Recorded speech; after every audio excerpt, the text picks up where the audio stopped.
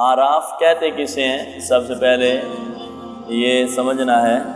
آراف جو ہے یہ عرف سے ہے، اس کا معنی ہے بلندی، اور آراف کا معنی جاننا اور پہچاننا بھی ہے۔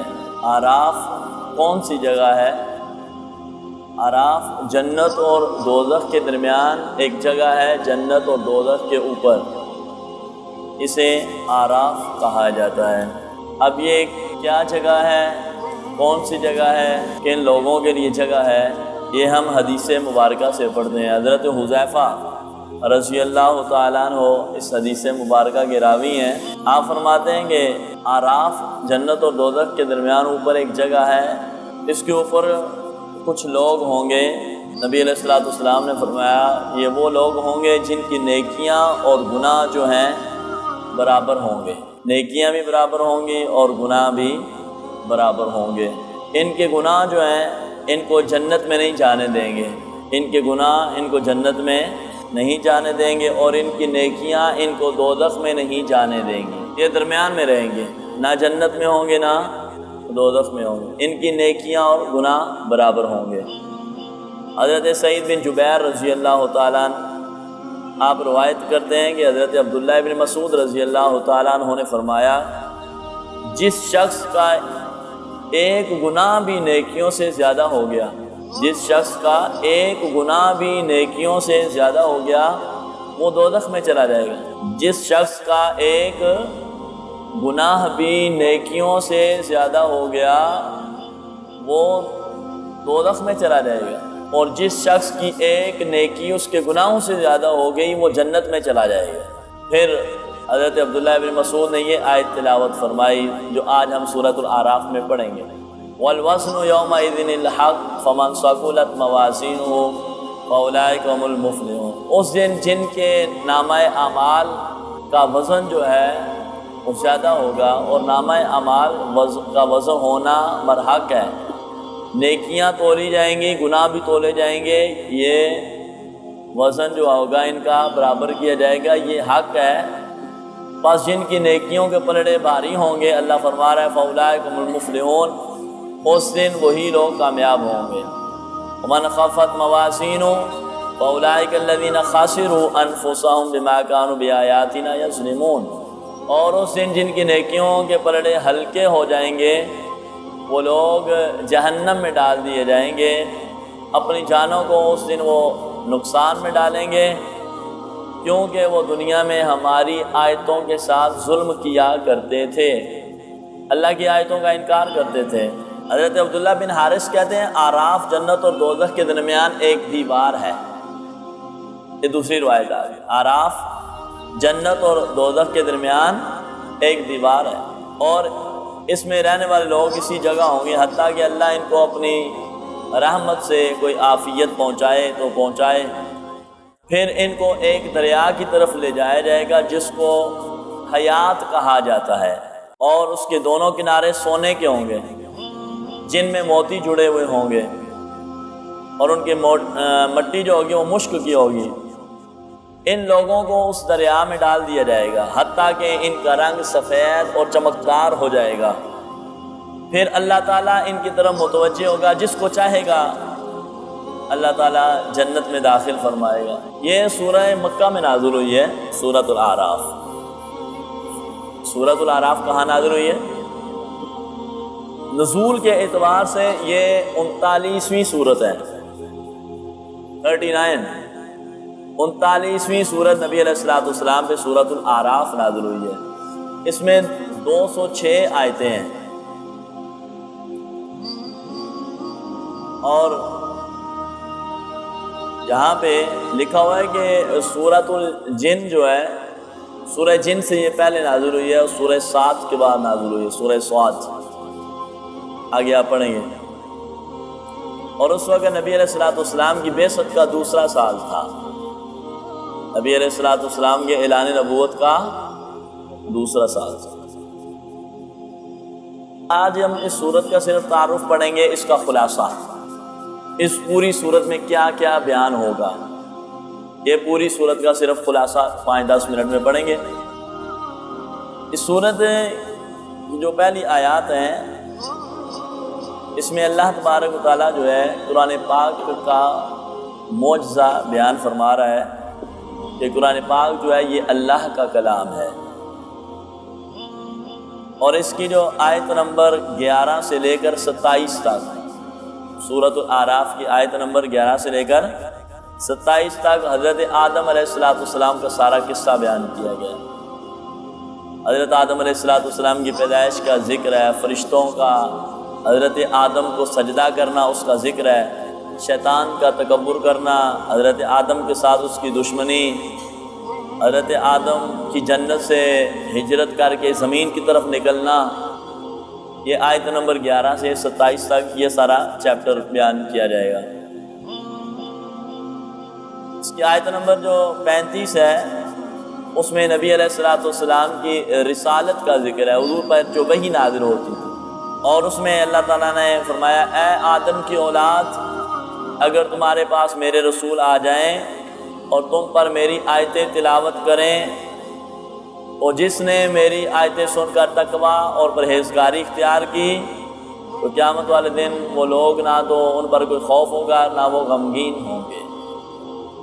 سورت کی آیت نمبر 36 سے 41 تک مشرکین کا ذکر ہے، جو شرک کرنے والے، اور جھوٹوں کا ذکر ہے، جو دنیا میں جھوٹ بولتے ہیں، مکذبین، جھوٹ بولنے والوں کا ذکر ہے، اور شرک کرنے والوں کا ذکر ہے۔ آیت نمبر 42 سے 45 تک جو ہے حشر کے دن، میدان حشر میں مومنوں کے کیا حالات ہوں گے اور دوزخیوں کے کیا حالات ہوں گے۔ اس دن مومن، جنتی اور دوزخی آپس میں باتیں کریں گے، ان کا کیا آپس میں مکالمہ ہوگا، کیا گفتگو ہوگی۔ آیت نمبر 42 سے 45 تک اس کا ذکر کیا جائے۔ آگے 46 آیت نمبر سے لے کے 49 تک جو ہے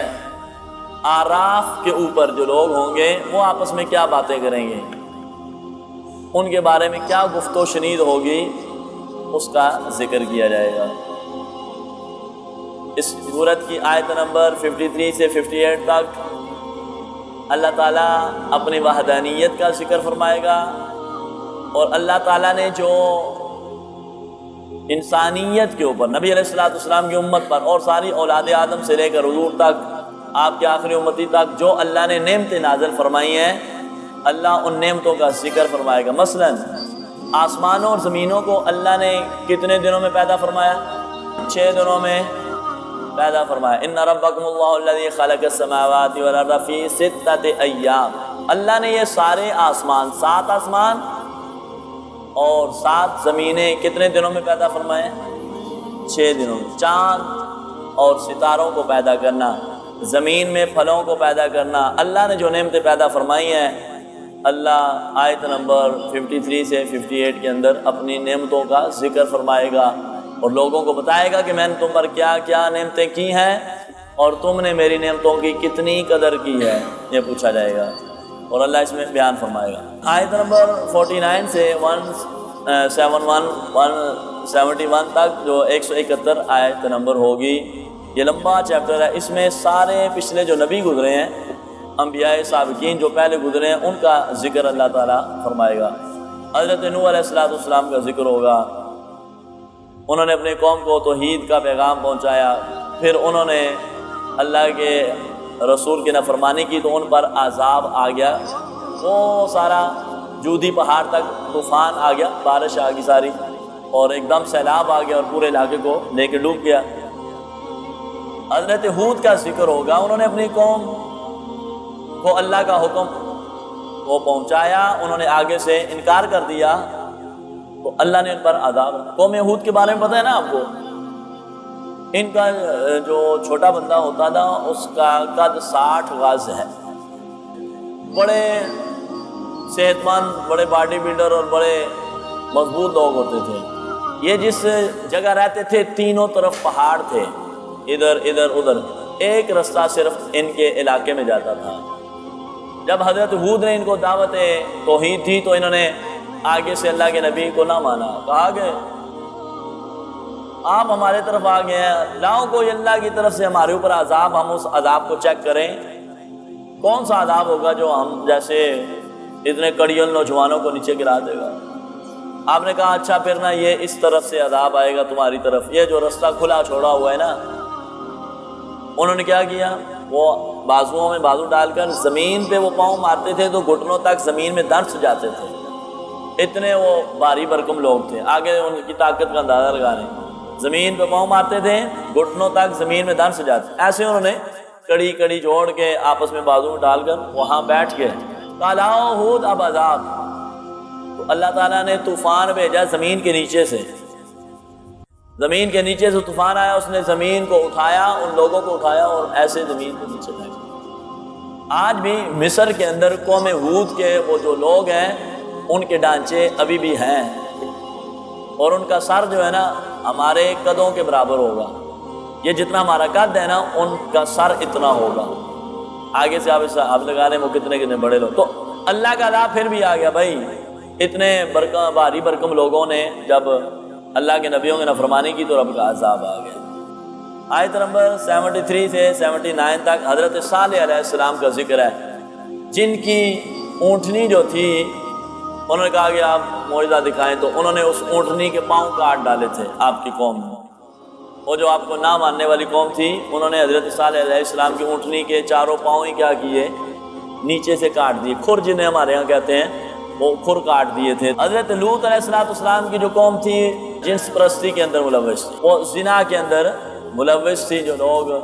تو پھر اللہ تعالیٰ کا ان پر بھی بڑا سخت عذاب آیا۔ حضرت شعیب علیہ السلام کی جو قوم تھی یہ ماپ تول میں کمی کرتی تھی، ماپ تول میں کیا کرتی تھی، آج بھی کوئی ماپ تول میں کمی کرے گا تو حضرت شعیب کی قوم والا عذاب اس پر بھی آئے گا، تو یہ ماپ تول میں کمی کرنے والے لوگ تھے۔ آیت نمبر 103 سے 171 تک حضرت موسیٰ علیہ السلام کا قصہ بیان کیا جائے گا، ان میں معجزات ہے، فرعون کے دربار میں حضرت موسیٰ کا جانا، فرعون کے جادوؤں کا وہ غالب آنا، وہ رسیوں کا سانپ بن جانا، وہ سارا جو ہے بنی اسرائیل پر پھر جو فرعون کی وجہ سے عذاب آیا، پھر ان کا دریا میں غرق ہونا، وہ 12 چشمے 12 دروازے بن جانا، 12 رستے بن جانا، وہ سارا اس میں ذکر ہوگا۔ اور آگے آخری جو آیات ہیں، بلم بن باعور جو شخص تھا بنی اسرائیل کے اندر، بلم باعور یہ جو شخص تھا اس کے بارے میں ذکر کیا جائے گا۔ آیت نمبر 186 سے 182 تک جو آیات ہیں ان کے اندر پہلی قوموں پر جب عذاب آئے، جو پہلی قوموں پر عذاب آئے اللہ نے انہیں نشان عبرت بنا دیا، تو اللہ تبارک و تعالیٰ وہ حضرت ہود کی قوم پر جو عذاب آیا تھا نا، حدیث میں آتا ہے حضور نبی علیہ السلام کے صحابہ کا جب اس بستی سے گزر ہوا نا تو نبی علیہ السلام نے اپنے صحابہ کو فرمایا کہ اپنے چہروں کے اوپر کپڑے لے لو بھائی، اپنے چہروں کے اوپر نبی علیہ السلام نے بھی کپڑا لے لیا، اور آپ نے اپنے صحابہ کو فرمایا سواریوں کے اوپر سارے کپڑے لے لو، جہاں کوئی دیکھے نا اس جگہ کو۔ پھر وہاں سے جب نکلے تو صحابہ نے پوچھا یا رسول اللہ آخر کیا وجہ تھی کہ آپ نے ہمیں اس طرح کا حکم دیا؟ آپ نے فرمایا مجھے آج بھی محسوس ہو رہا ہے کہ اس جگہ پر اللہ کا عذاب نازل ہو رہا ہے، آج بھی حضور سب سے آخر میں نبی تشریف لائے، پتہ نہیں کتنے ہزار سال ہو چکے تھے، حضور فرمایا مجھے آج بھی یہاں پہ اللہ کا عذاب اترتا نظر آ رہا۔ آگے آیت نمبر 188 سے 186 تک قیامت کا ذکر آئے گا، قیامت کب قائم ہوگی، حضور کا علم غیب کے بارے میں ذکر آئے گا۔ آیت نمبر 199 سے 190 تک دوبارہ انسان کی پیدائش حضرت آدم اور اماں حوا کا ذکر کیا جائے گا۔ آیت نمبر 1 سے 198 تک شرک کی تفصیل بیان، شرک کرنا، مشرک کون ہوتے ہیں؟ درباروں پہ جانے والے شرک کرتے ہیں، ہمارے اوپر فتوے لگتے ہیں نہیں جی دربار پہ سلام کرتے ہیں یہ شرک کر رہے ہیں، یہ اللہ والے جو ہوتے ہیں مشرک ہوتے ہیں، کیوں جی لوگ یہاں پہ جا کے سلام کرتے ہیں، دعائیں کرتے ہیں، غیر اللہ سے مانگتے ہیں، اللہ کے ولیوں سے مانگنا شرک ہے بھائی، یہ لوگ باتیں کرتے ہیں ان کے بارے میں شرک کہتے کسے ہیں، شرک کیا ہوتا ہے، کیا اولیاء اللہ کے مزارات پہ جا کر دعائیں مانگنے سے بندہ مشرک ہو جاتا ہے یا ان کی برکت سے اللہ دعا قبول کر لیتا ہے، یہ انشاءاللہ اس آیت کے اندر ہم تفصیلاً بیان کریں گے۔ آیت نمبر 199 سے 206 تک شیطان بندوں کو اغوا کر لیتا ہے، شیطان کے اغوا کاری سے بچنے کا بیان ہے۔ اغواس میں رہا دے کہ وہ اپنی برادری ساڑی برادری دا ایک دے مسیتے گیا ہی نہیں ساڑی برادری دا چھڑ دے انہوں یہ اپنا ہی. وہ شیطان جو ہے کس طرح بندوں کو اغوا کرتا ہے، کس طرح اپنے پیچھے لگاتا ہے، اس کا ذکر اللہ تبارک و تعالیٰ بیان فرمائے گا. تو آج یہ مختصر سا ہم نے تعارف پڑھا ہے. انشاءاللہ سوموار کو ہم باقاعدہ ترجمہ پڑھیں گے. اللہ تعالیٰ ہمیں عمل کی توفیق عطا